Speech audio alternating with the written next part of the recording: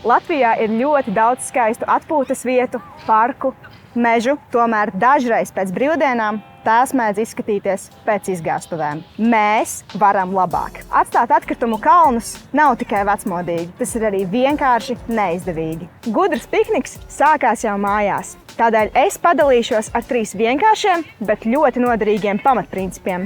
Pirmkārt, lietot daudzreiz lietojamos traukus. Plasmasas nazītes, piemēram, vairāk bojā garstāvokli nekā reāli kaut ko sagriež. Savukārt ēdienas glītā trauciņā labāk izskatās, labāk garšo, nevar izlīt somā un neaizlidos pa gaisu pēc pirmā vēja pūtiena. Piemēram, šis trauks man kalpo jau kopš 2018. gada. Otrakārt, sagatavojies. Paņem līdzi 2 atkritumu maisus. Vienu sadzīves atkritumiem, piemēram, mitrajām salvetēm vai tukšai čipšu pakai, savukārt otru papīra, plasmasas un metāla atkritumiem. Savākt pēc sava piknika ir ātri un vienkārši. Treškārt, uzmanību smēķētāji.